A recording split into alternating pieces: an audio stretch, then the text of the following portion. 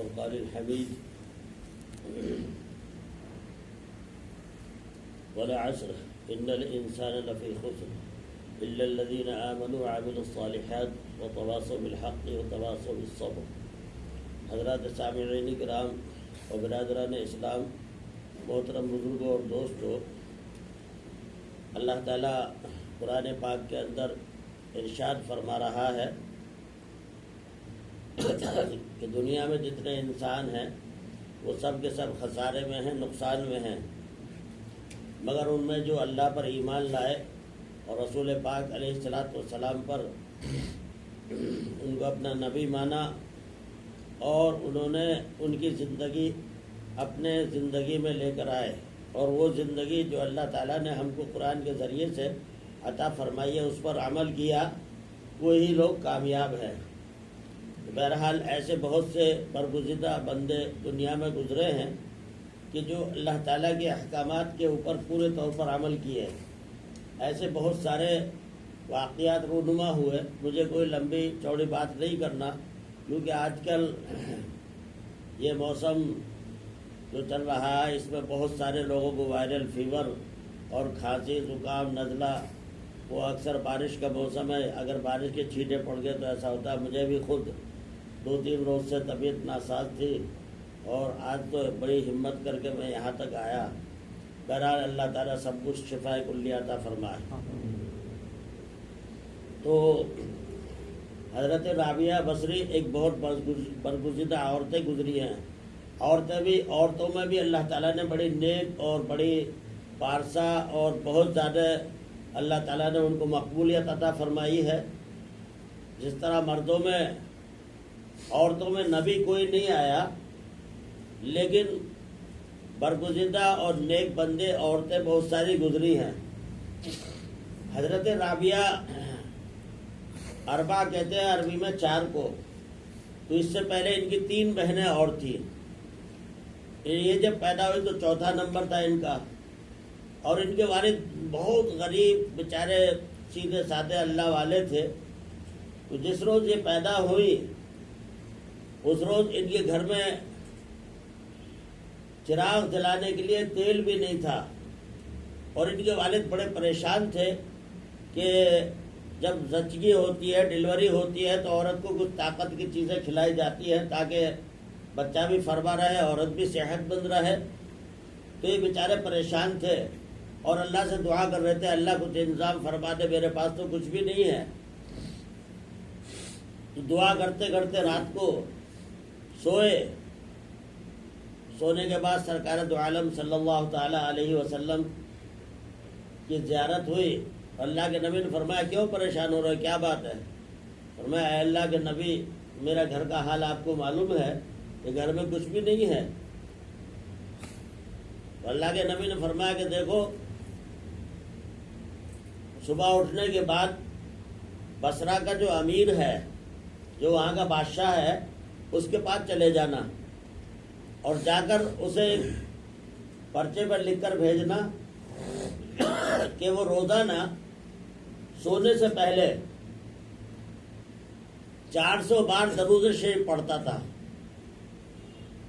اور کل اس نے نہیں پڑھی، مصروف تھا بہت زیادہ، اور مصروفیت کی وجہ سے، بزی ہونے کی وجہ سے وہ پڑھ نہیں پایا، سو گیا۔ اسے یاد دلانا کہ کل تم نے درود نہیں پڑھا تو اس کے عوض میں 400 درہم ہدیہ کر دو۔ تو یہ بیچارہ رابعہ بصری کے جو والد محترم تھے وہاں گئے اور دربار میں جا کر ایک پرچہ میں لکھا، اور اس میں یہ خواب کا تذکرہ کیا کہ اللہ کے نبی صلی اللہ علیہ وسلم کی زیارت ہوئی ہے، اور انہوں نے فرمایا کہ تم روزانہ 400 مرتبہ درود شریف پڑھ کر سوتے تھے۔ تو معلوم یہ ہوا کہ ہم جو بھی عمل کرتے ہیں اللہ تو دیکھ ہی رہا ہے، لیکن نبی پاک علیہ السلام کو بھی اطلاع پہنچ جاتی ہے۔ حدیث میں آتا ہے تم 1 مرتبہ درود پڑھو تو کچھ فرشتے ایسے ہیں جو پوری زمین پر گھومتے رہتے ہیں، تو اس درود کو فوراً نبی پاک علیہ السلام کے دربار میں پہنچا دیتے ہیں، اور اللہ کے نبی صلی اللہ علیہ وسلم کو علم ہو جاتا ہے، اور اللہ کے نبی صلی اللہ علیہ وسلم اس کے لیے دعائے خیر بھی کرتے ہیں۔ تو بتاؤ اللہ کے نبی کو علم تھا نا، 400 مرتبہ روزانہ درود پڑھ رہا تھا، اگر نہیں علم ہوتا تو کیسے بتاتے؟ تو بہرحال جب یہ پرچہ امیر بصرہ نے دیکھا تو ایک ساتھ پریشان ہو گیا، اور کہنے لگا کہ جو یہ پرچہ لے کر آئے اسے میرے پاس لاؤ، بلکہ بولے نہیں، استقبال یہ ہے کہ میں خود جا کر اسے جا کر ملوں اور اپنے ساتھ اسے لے کر آؤں۔ تو امیر بصرہ جو تھا وہ خود دربار میں آیا باہر، اور آنے کے بعد ان کو بڑی عزت و اکرام سے اندر لے کر گیا، اور خوشی کے مارے کہ اللہ کے نبی نے مجھے یاد کیا اور مجھے یاد دہانی کرائی کہ میں درود نہیں پڑھا۔ ہاں یہ بات سچ ہے، کل پرسوں میں بھول گیا تھا ایک رات پہلے، کیونکہ میں اتنا مصروف تھا کہ اس مصروفیت میں تھک گیا تھا اور میں سو گیا۔ تو اس نے اپنے درباریوں کو بلایا اور جو کیش کا مالک تھا اس سے کہا کہ 10,000 دینار اس کی خوشی میں صدقہ کرو کہ اللہ کے نبی نے مجھے خوشخبری سنائی، اور یتامہ اور غریبوں اور مسکینوں اور محتاجوں پر 10,000 دینار اور مزید خرچہ کیے، اور 400 دینار ان کو بھی دیے، اور یہ کہا کہ آئندہ کبھی بھی آپ کو پیسے کی ضرورت ہو یا کوئی دوسری کوئی ضرورت ہو تو بلا جھجک، بلا تردد، بلا تعامل کے میرے پاس آ جانا، اور آنے کے بعد مجھے بتانا، میں انشاءاللہ ہمیشہ آپ کو دیتا رہوں گا، کیونکہ نبی پاک علیہ الصلوۃ والسلام جس کی مدد فرماتے ہیں وہ نیکی انسان ہوگا جی، اور اس لیے اللہ کے نبی نے ان کی مدد کی حکم دیا۔ تو بہرحال اور اللہ کے نبی نے یہ اور بشارت دی کہ دیکھو یہ چوتھی لڑکی جو آپ کے ہوئی ہے یہ بہت نیک، بڑی متقی، بڑی پارسا ہوگی۔ تو ماشاءاللہ اتنا تلاوت کلام پاک کرتی تھی، یہ 24 گھنٹے قرآن کی تلاوت میں رہتی تھی۔ ایک مرتبہ انہوں نے اپنے خادم سے کہا کہ مجھے ایک بلینکٹ لا کر دے دو، مجھے ایک کمبل لا کر دے دو، تو اسے پیسے دیے۔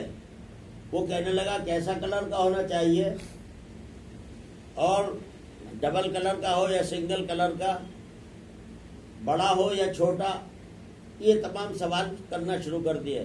تو پیسے واپس لے کر رکھ لیے کہ میرے پاس اتنا ٹائم نہیں، میں اتنے دیر میں جتنی دیر میں تجھے تفسیر بتاؤں اتنی دیر میں 4-5 آیتیں قرآن کی اور زیادہ پڑھ سکتی ہوں، اس لیے ضرورت نہیں بلینکٹ کی، چھوڑ دو۔ تو معلوم ہوا کہ اتنا اللہ تعالیٰ نے ان کو تقویٰ پرہیزگاری دی تھی۔ تو بہرحال یہ ایک واقعہ نہیں، ایسے بہت سارے واقعات رونما ہوئے۔ تو بہرکیف ہمیں ان واقعات سے نصیحت پکڑنا ہے اور ہمیں بھی کچھ عمل کرنا ہے۔ اب چھوٹے چھوٹے عمل میں ایک بتا دیتا ہوں۔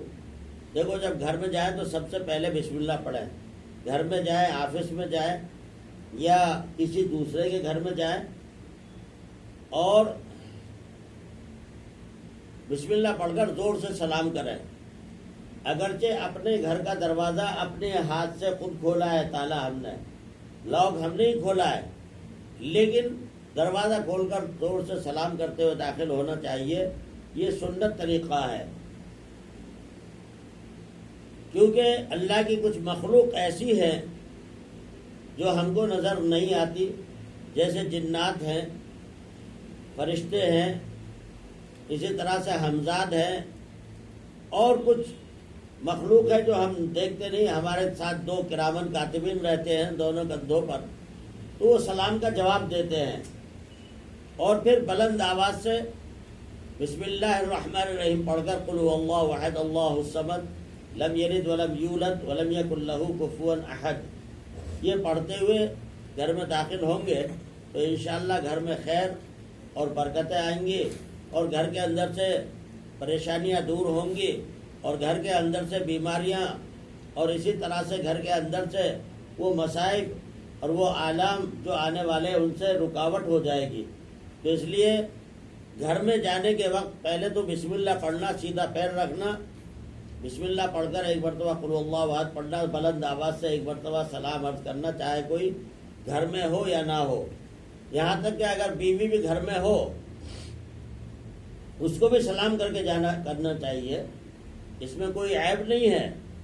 تو سلام کرنے سے ایک تو دعا ملتی ہے اور اس کے علاوہ آپس میں محبت بڑھتی ہے. تو اس لیے ادخلوها بسلام، قرآن پاک کہہ رہا ہے کہ کہیں بھی داخل ہو سلام کرتے ہوئے جاؤ. تو اس لیے بزرگوں ہمیں ہمیشہ سلام کا اہتمام کرنا چاہیے. یہ بیان ایک مرتبہ باہر ایک شخص سن رہا تھا، تو اس نے کہا ہے تو بڑی اچھی بات ہے کہ گھر میں برکتوں کا آنا، روزی کا آنا اور گھر میں پریشانیوں کا دور ہونا آسان ہے، جو بلند آواز سے سلام کرو. تو اس کی بیوی میں اس کے ساتھ جھگڑا چل رہا تھا. ہوتا ہے کبھی کبھی میاں بیوی میں نا اتفاقی ہو جاتی ہے. اب یہ جب گھر میں آیا تو اس نے بلند آواز سے سلام کیا، زور سے جب سلام کیا تو وہ بیوی جو بہت دن سے اس سے بات نہیں کر رہی تھی اور ناراض تھی اور آپس میں دونوں میں بات چیت نہیں تھی، تو اس نے سوچا کہ اتنے پیارے سے بڑے سلام کر رہا ہے، تو اس نے بھی بلند آواز سے وعلیکم السلام ورحمۃ اللہ وبرکاتہ کہا بیوی نے. تو اس کے بعد آ کر اس نے کھانا وغیرہ دیا، اس کی خدمت کی اور وہ ایک دوسرے سے ملنا شروع ہو گئے.